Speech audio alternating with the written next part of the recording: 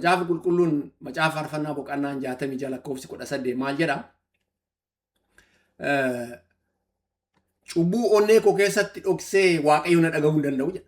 Cubbuun onnee koo keessa jira garuu Waaqayyo na dhagahuu hin danda'u. Kanaaf intimasii Waaqayyo wajjin jiru, tokkummaa Waaqayyo wajjin jiru, Waaqayyo wajjin walitti dhufeenya hafuuraa qabnu maal godha? Katoo fi godhaa jechuudha cubbuun.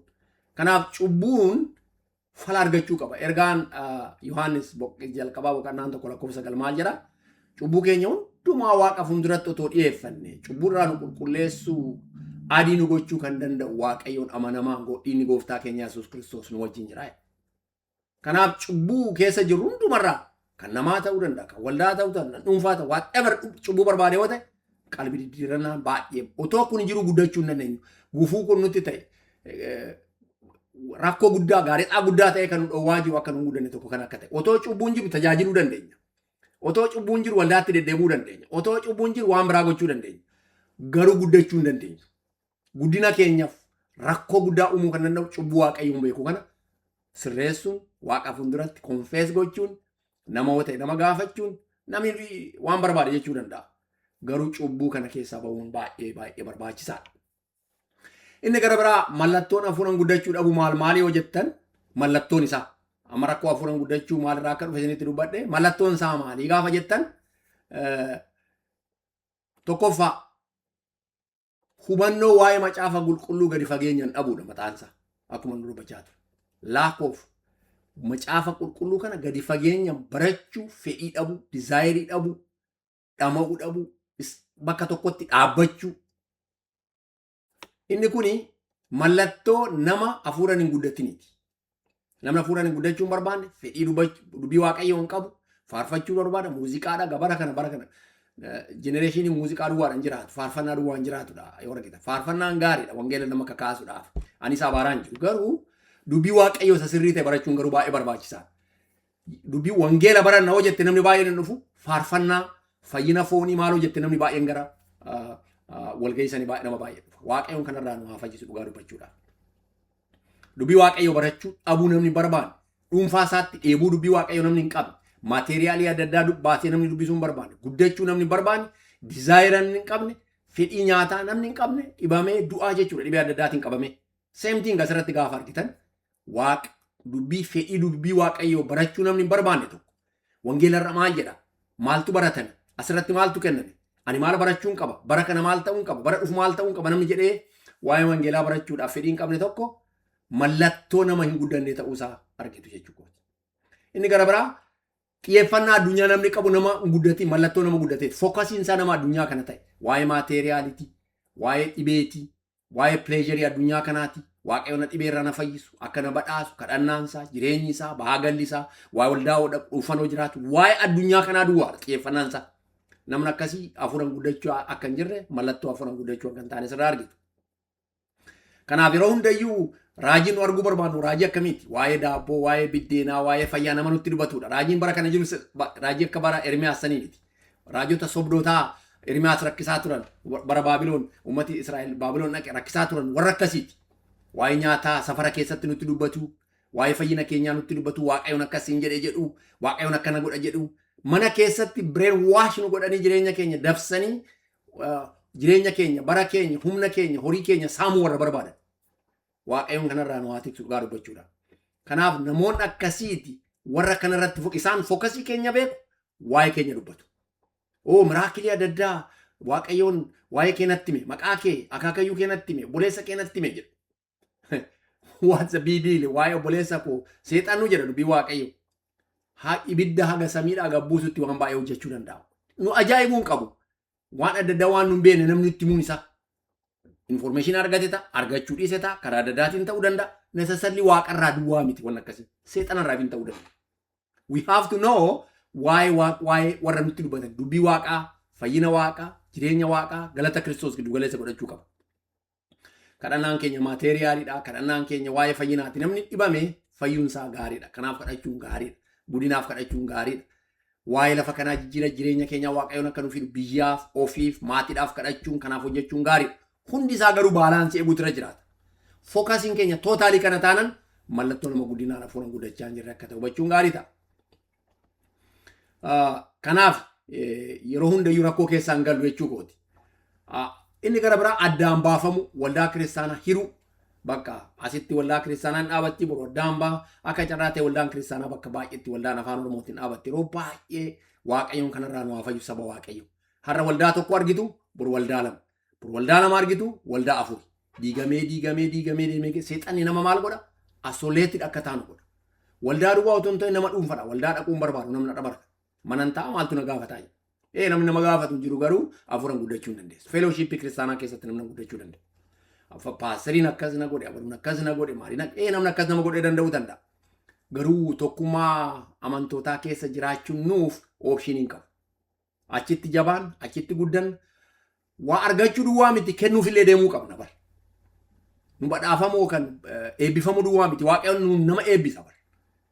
Both side hojjeta waaqayyo. Kanaaf yeroo baay'ee waan barbaadu hin qabu faa jechuu barbaadna jechuudha. Namaaf ta'uu barbaada. Waaqayyoon nutti hojjechuu barbaada. Kanaaf akkaataa kana deemuu baay'ee barbaachisaa ta'a saba waaqayyo.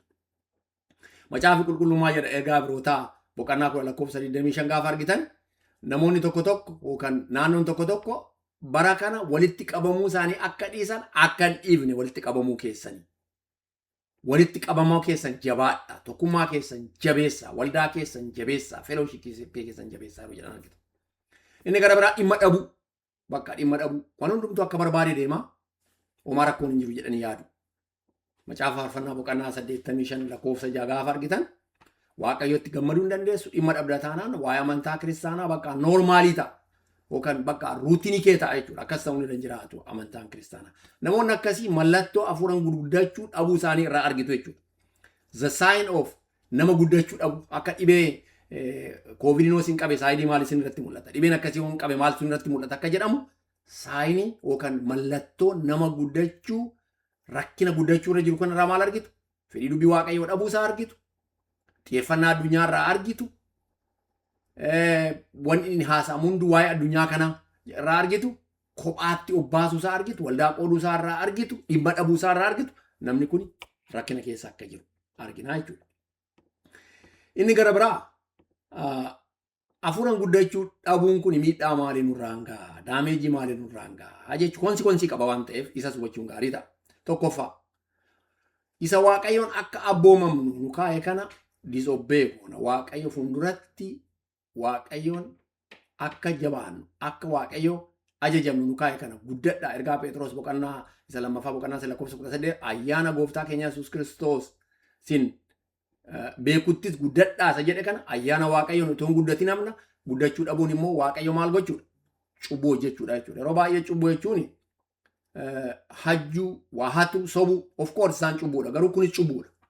Komaandimentii ajaja waaqayyoo dhiisuun guddachuu dhabuu barbaaduun waaqayyo maal godhaa jirra?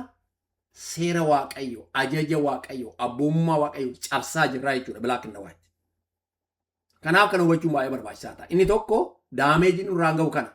Namni ajaja waaqayyo cabse tokko, namni komaandimentii waaqayyoon yookaan immoo waaqayyoon akka goonu nutti dhiise tokko nama akkamii akka ta'uu danda'u beektu. Waaqayyo wajjin walitti dhufeenya gaarii akka hin qabu.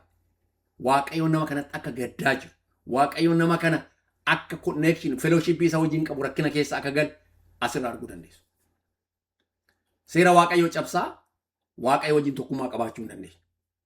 Kanaaf waaqayyo waan nu ajaje kana ayyaana isaa, gargaarsa isaa, ayyaana gooftaa keenya Yesuus Kiristoos hin goona jechuu isaati. Inni lammaffaa balaan inni irraan ga'u yookaan immoo akeekkachiisa guddaa nutti fida. Akeekkachiisa waarningii guddaa nutti fida afuuran guddachuu dhabuun keenya kun. Wangeela Yohaannis boqonnaa 15 lakkoofsa 1-8 gaafa laaltan, ispeeshaalii lakkoofsa 6 gaafa laaltanii muka wayinii kanarraa baalatu jiraata, dameetu jiraata. Dameen fireen baafne garuu homaa bu'aa hin qabne garuu walitti qabamanii gara ibiddaatti darbamu. Ibidda keessatti gubatu jedha gaafa argitan. Waaqayyoon kanarraan waa wajjin dhugaa dubbachuu.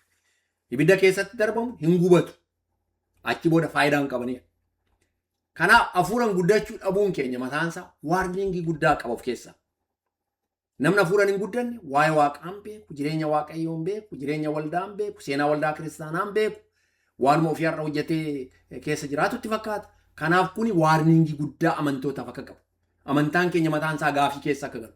rakkina guddaa keessa akka galu hafuuraan guddachuu dhabuun keenya balaa guddaa akka nutti fidu pointii kana arguu dandeenya jechuu kooti.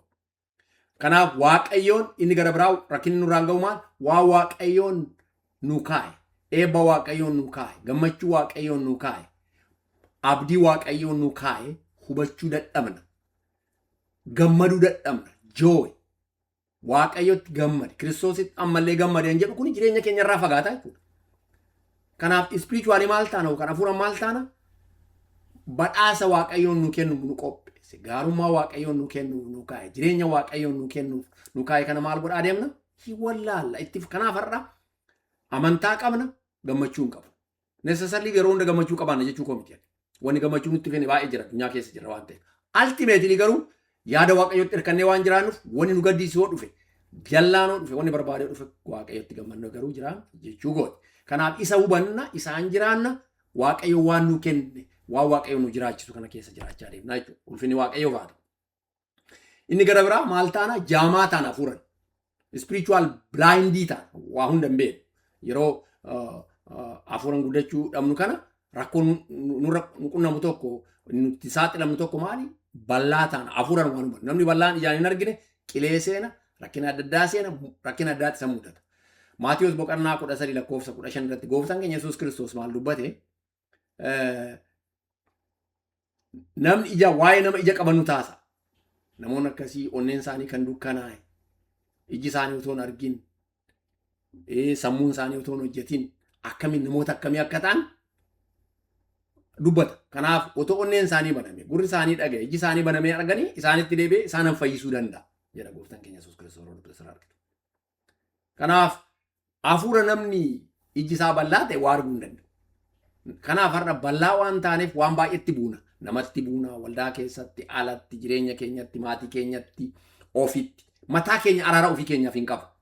Kanaaf spiritually namni balaan inni irraa gahu blind akka taanu godha. Jaamaa akka taanu. Some degree jaamummaan keenya kun wal caaluu danda'a baay'isa. Ila namni tokko tokko completely jaama. Tokko tokko haga tokko jaama. Tokko tokko haga tokko jaama. Waaqayyoon akka akkas taanu fedhii isaaniiti. Ija banannee akka arginu ija hafuuraa keenya Waaqayyoon yuubii isaatiin. Ergaa warra Qorontos 2ffaa boqonnaa 4 lakkoofsa 4tti ilaala. Inni gara biraan 5ffaan yeroo waa'ee hafuuraan guddachuu dhabuun keenya kun maal nutti fiduu danda'a? Duubatti deebi'uu nutti fiduu danda'a. Bakka amantaa keenya iyyuu dhiisuu akka dandeenyu. Amantaa amanne kana ergaa warra Ibrootaa kun gaafa laaltani of eeggannaa akeekkachiisa guddaa of keessaa qaba.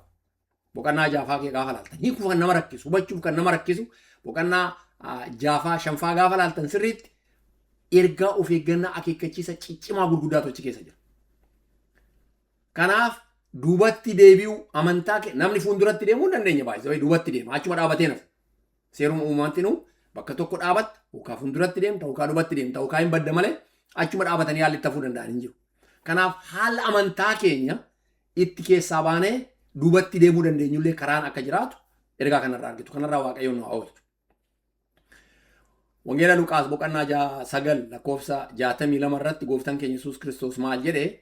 Namni hirfii qonnaa harkatti qabatee duubatti ilaalu anaaf ta'uu hin danda'u. Mootummaa Waaqaaf ta'uu hin danda'u. Namni qotu, lafa qotu, hirfii qabatee seera qonnaatiin fuulduratti deema malee duuba ilaaluu hin danda'u.